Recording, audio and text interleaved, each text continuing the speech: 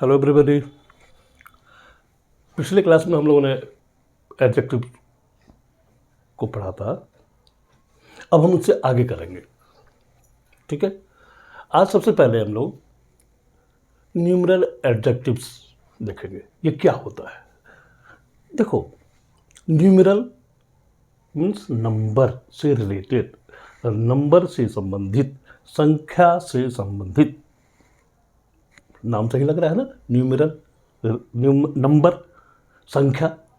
तो ऐसा एडजेक्टिव, ऐसा विशेषण जो किसी वस्तु या किसी व्यक्ति, कोई ऑब्जेक्ट या किसी पर्सन की संख्या को बताता हो, वो क्या कहलाएगा? Numeral adjective. ठीक है, ये बात समझ में आई। वैसा एडजेक्टिव जो किसी वस्तु या किसी व्यक्ति को बताता हो, वो क्या कहलाएगा? न्यूमरल एडजेक्टिव कहलाता है। वैसा एडजेक्टिव जो किसी पर्सन या किसी ऑब्जेक्ट को बताता हो, वो क्या कहलाता है? न्यूमरल एडजेक्टिव कहलाता है। ठीक है। न्यूमरल एडजेक्टिव दो तरह के होते हैं, एक होता है डेफिनिट, दूसरा होता है इनडेफिनिट। देखो, नाम से ही पता चल रहा है, डेफिनिट जो निश्चित होगा वो डेफिनिट कहलाएगा, इनडेफिनिट जो अनिश्चित होगा। यहां तक क्लियर है? चलो, अब हम लोग पहले डेफिनिट न्यूमेरिकल एडजेक्टिव्स को देखते हैं। डेफिनेट न्यूमेरिकल एडजेक्टिव तीन तरह के होता है। कौन कौन सा? पहला होता है कार्डिनल, दूसरा ऑर्डिनल, तीसरा मल्टीप्लिकेटिव। डेफिनेट न्यूमेरिकल एडजेक्टिव तीन तरह के होते हैं। पहला होता है कार्डिनल, दूसरा होता है ऑर्डिनल, तीसरा होता है मल्टीप्लिकेटिव। ठीक है। अब ये कार्डिनल क्या होता है? कार्डिनल ऑब्जेक्टिव एडजेक्टिव क्या होता है? देखो, कार्डिनल एडजेक्टिव में वन, जैसे 1, 2, 3, 4, 5 एक्सेट्रा, ये सारे क्या होंगे? कार्डिनल एडजेक्टिव कहलाएंगे। ऑर्डिनल क्या है? First, second, third, fourth and so on, ये सारे क्या कहलाएंगे? ऑर्डिनल। फिर मल्टीप्लिकेटिव क्या हुआ? जैसे सिंगल, डबल, ट्रिपल, ये सारे क्या कहलाएंगे? मल्टीप्लिकेटिव। अभी हम लोगों ने क्या देखा कि डेफिनेट न्यूमेरिकल एडजेक्टिव तीन तरह के होते हैं, cardinal, ordinal and multiplicative. Cardinal में क्या क्या आता है? 1, 2, 3, 4 एंड सो ऑन, और बहुत सारे ऐसे ले लो आप। Ordinal first, second, third, fourth, fifth और etcetera. And multiplicative single, double, triple, ऐसे ही और बहुत सारे। ठीक है। ये देखो, एडजेक्टिव में क्या है, हम लोगों ने पहले क्लास में पढ़ा था ना। एडजेक्टिव क्या है? किसी नाउन या प्रोनाउन की विशेषता को बताता है ये। जैसे मैं कहता हूं, अब ये देखो ग्लास, ठीक है। मैं कहता हूं सिंगल ग्लास, एक ग्लास। बात समझ में आ रही है? तो ग्लास को डिफाइन कौन कर रहा है? सिंगल। तो सिंगल क्या हो गया? एडजेक्टिव। और अभी हमने क्या बताया है कि सिंगल, डबल, ट्रिपल, ये क्या है? मल्टीप्लिकेटिव। तो यहाँ पे ये कौन सा एडजेक्टिव है होगा? ये सिंगल क्या होगा? मल्टीप्लिकेटिव। ठीक है। उसी तरह से 1, 2, 3 ये क्या है? कार्डिनल है। ये किसी वस्तु को भी बताएगा, किसी ऑब्जेक्ट को भी बताएगा, किसी पर्सन को भी बताएगा। जैसे अगर मैं ये कहूँ 1 पर्सन, मैं कह रहा हूँ 1 पर्सन, तो ये पर्सन के बारे में बता रहा है। कितने पर्सन? कितने व्यक्ति? एक व्यक्ति। समझो, अभी पिछले क्लास में हम लोगों ने क्या डिस्कस किया था? सबसे पहले तो यही बताया था कि एडजेक्टिव कहते किसको है? तो एडजेक्टिव किसी नाउन या प्रोनाउन की विशेषता को बताता है। ठीक है। तो अब ये मैं कह रहा हूं कि 1 पर्सन, पर्सन नाउन, और नाउन को के बारे में बता रहा है ये 1, कि कितने आदमी? तो एक आदमी। तो एक क्या हो गया? विशेषण, एडजेक्टिव, लेकिन कौन सा एडजेक्टिव? कार्डिनल। ये किस में आएगा? कार्डिनल में आएगा, राइट। चलो, एग्जाम में जो क्वेश्चन आते हैं अब उस पर चलते हैं कि वो कैसे होता है, किस तरह से क्वेश्चन होता है।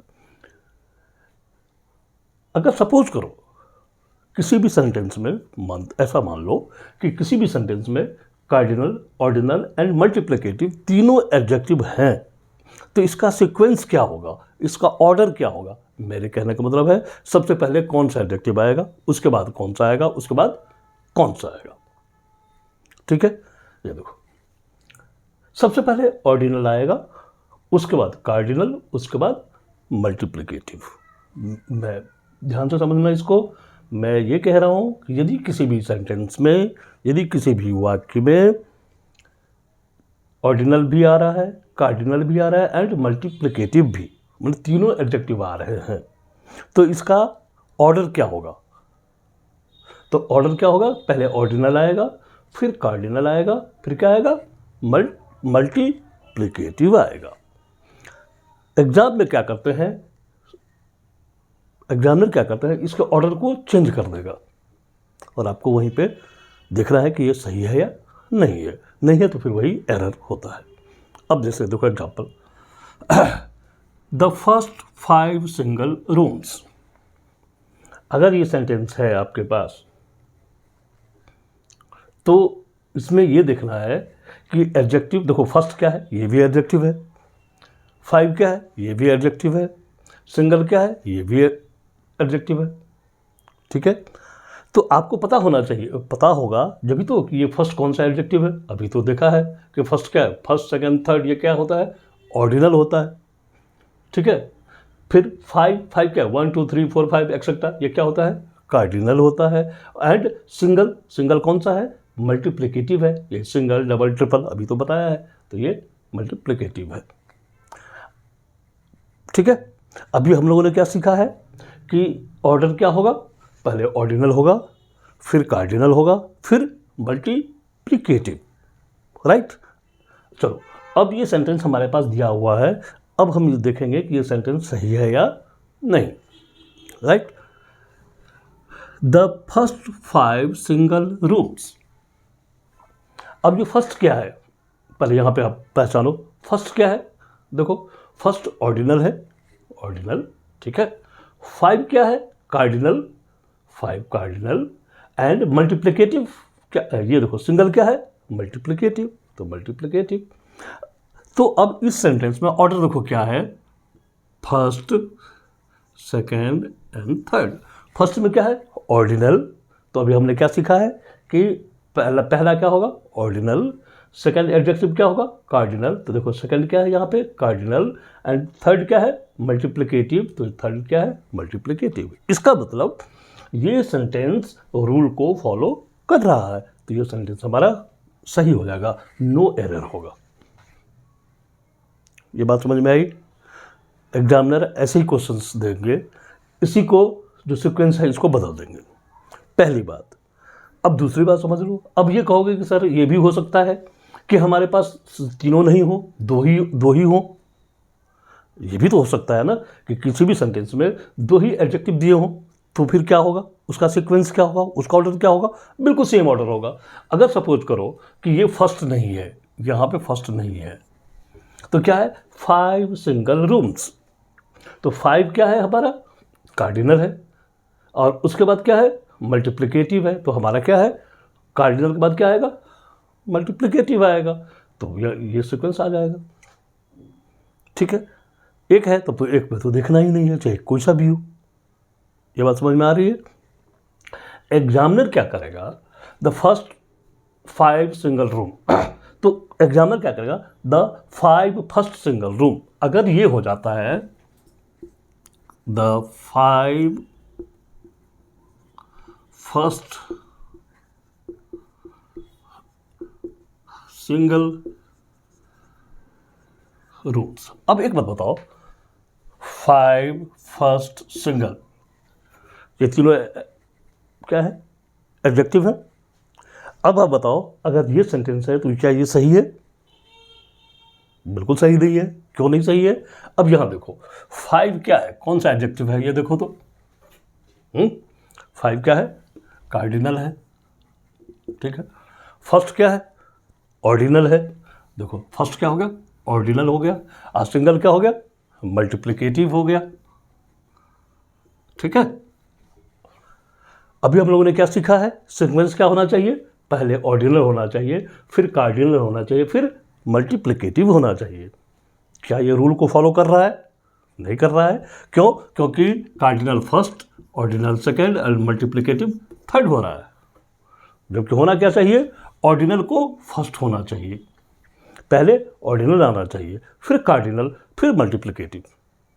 गलत हो गया ना? ये सेंटेंस गलत हो गया। आप समझ रहे हो? तो यहाँ पे ये एरर हो जाएगा। जिस पार्ट पे भी होगा वो एरर हो जाएगा। ठीक है।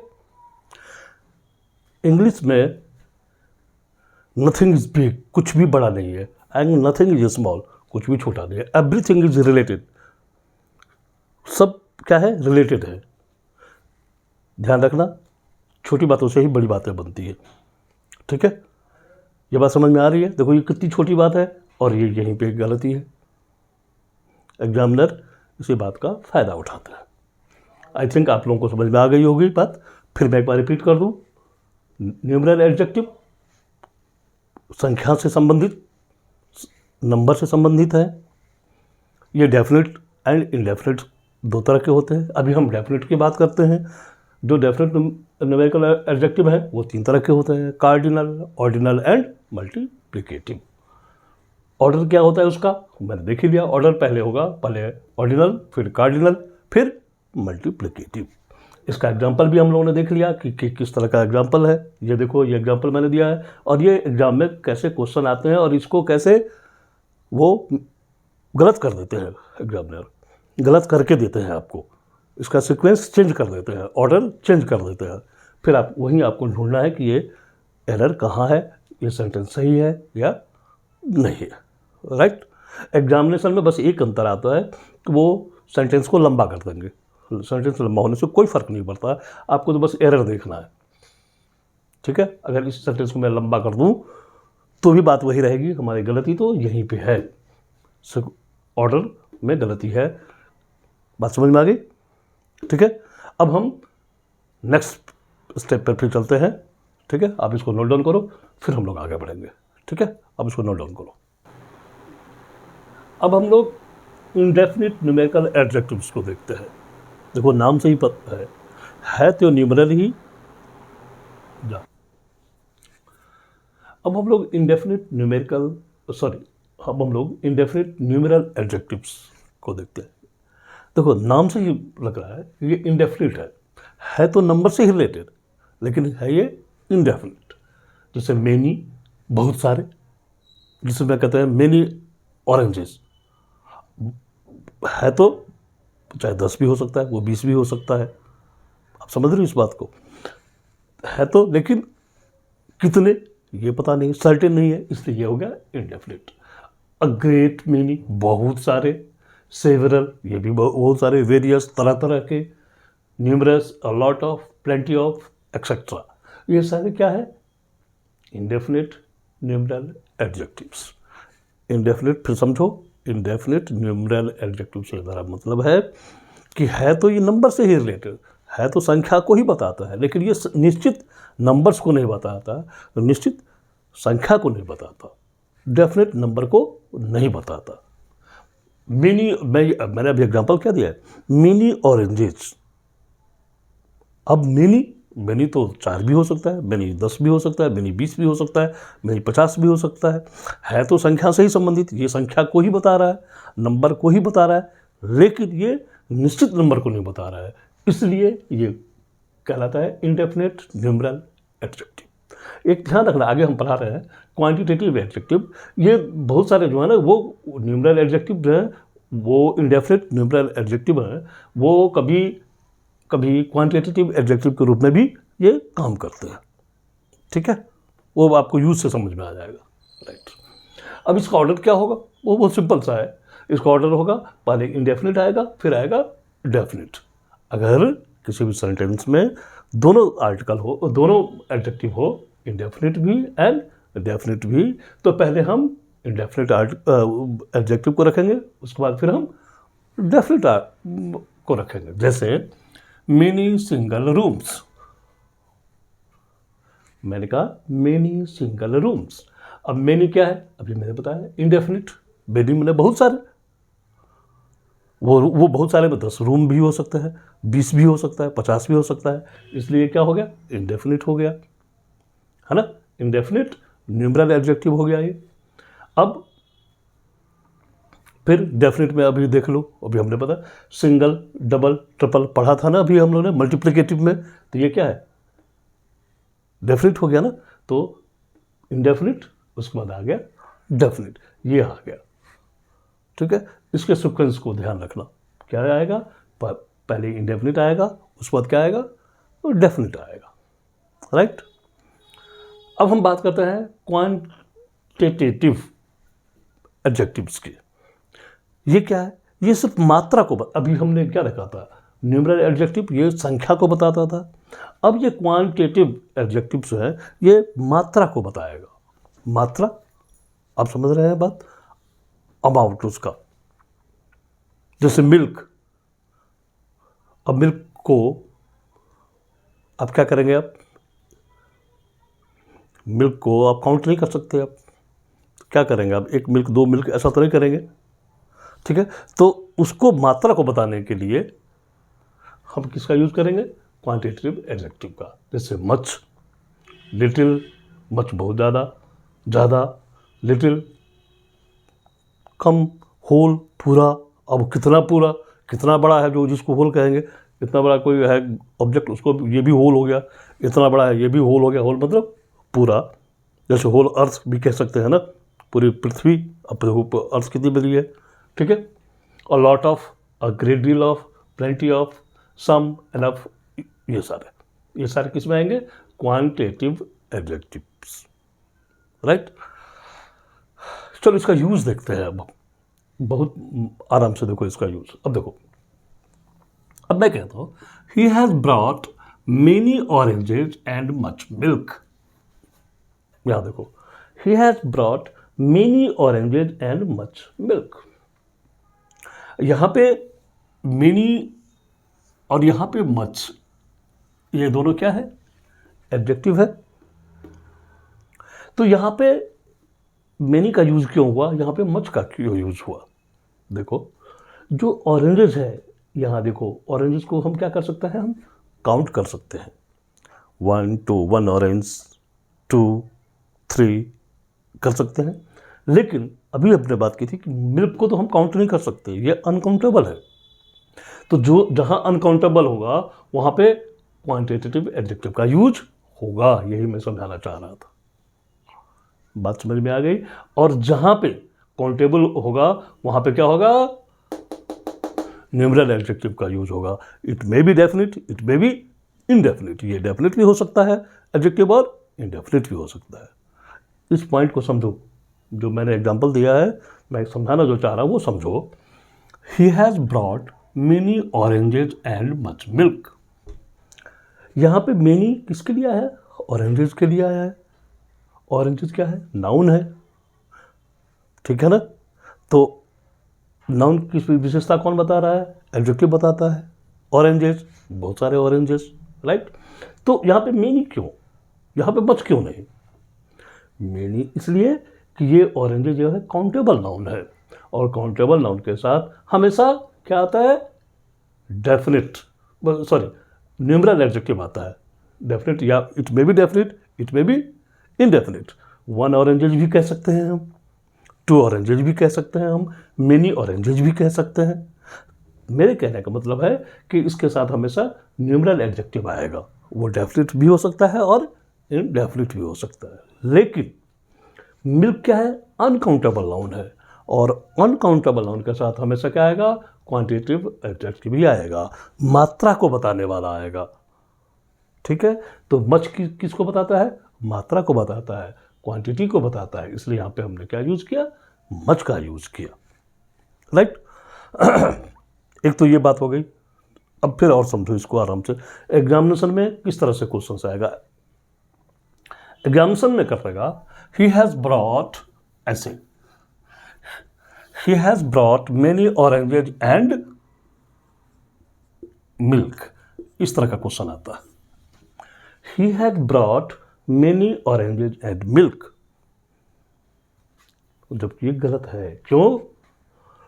आप तो यहां से अब अगर यही एडजेक्टिव इसके लिए यूज करेंगे तो गलत हो गया ना।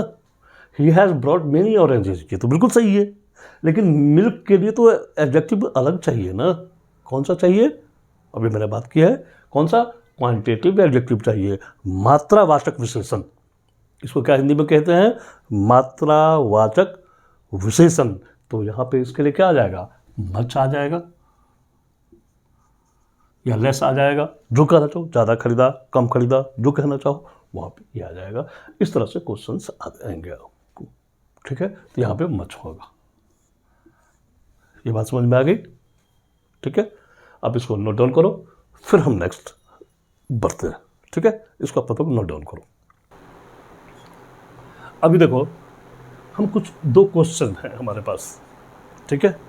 अभी तक जो हम लोगों ने सीखा है, एडजेक्टिव में जो हम लोगों ने पढ़ा है, उसके बेसिस पे इस क्वेश्चन को सॉल्व करने की हम कोशिश करते हैं।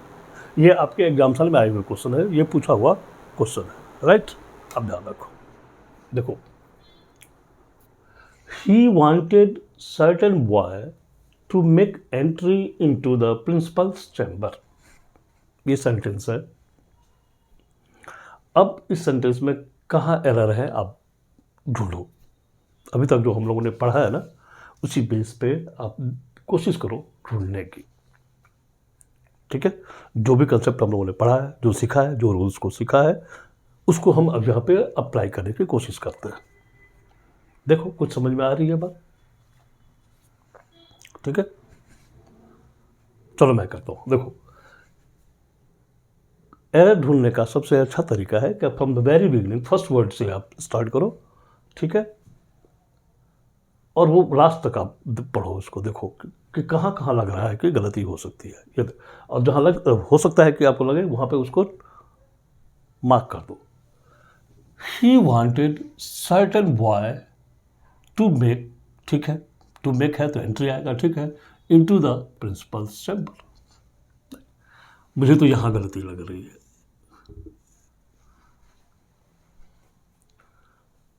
क्यों?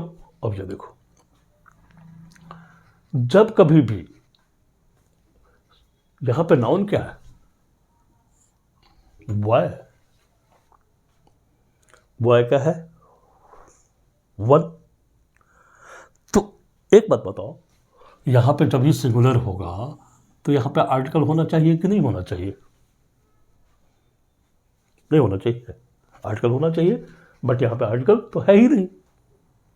तो होना क्या चाहिए? होना चाहिए, ये देखो, a certain, CERTAIN, certain boy, ठीक है। तब सेंटेंस क्या हो जाएगा?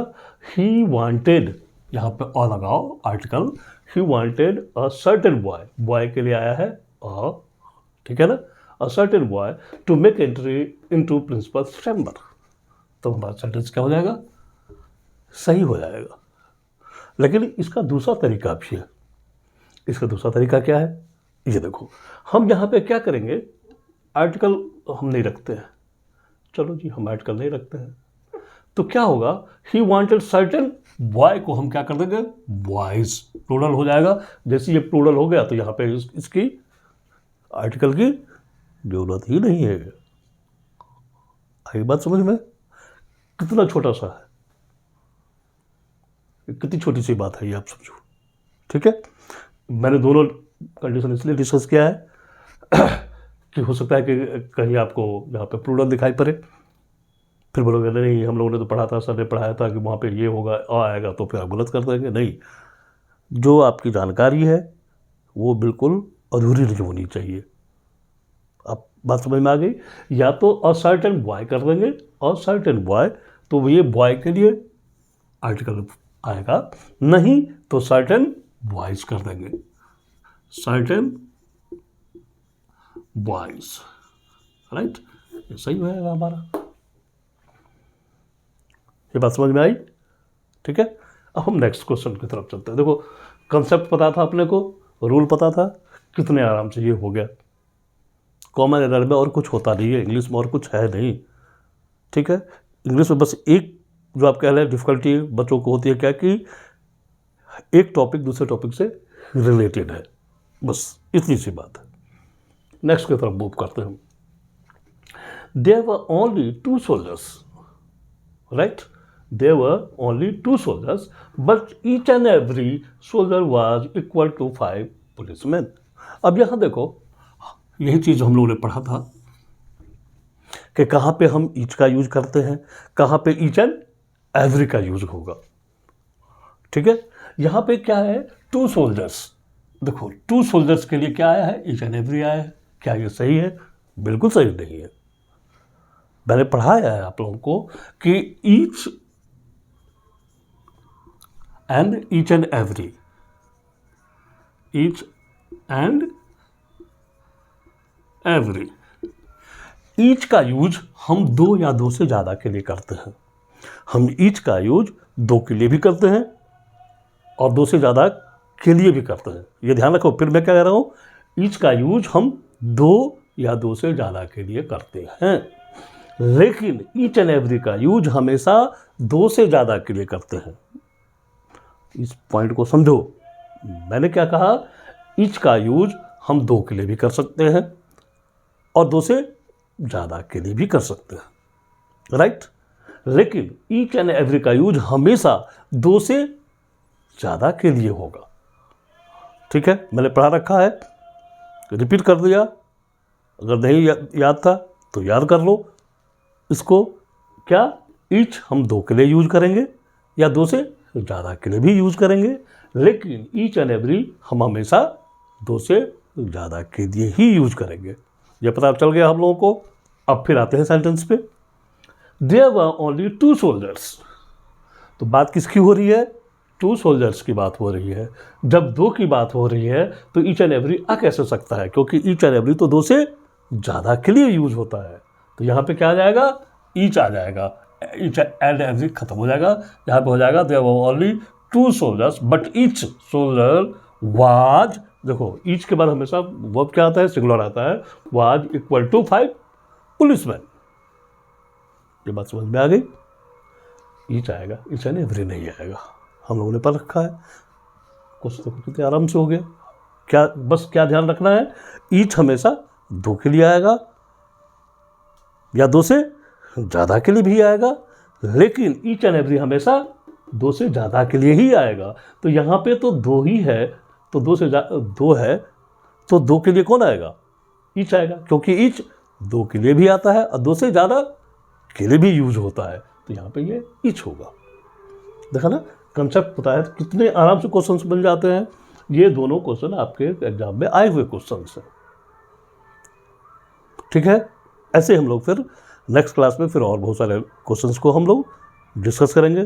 कंसेप्ट तो हम लोगों ने बहुत सारा कर ही लिया है, जो बचा है वो कॉन्सेप्ट भी करेंगे एंड क्वेश्चंस भी करेंगे। Okay, thank you.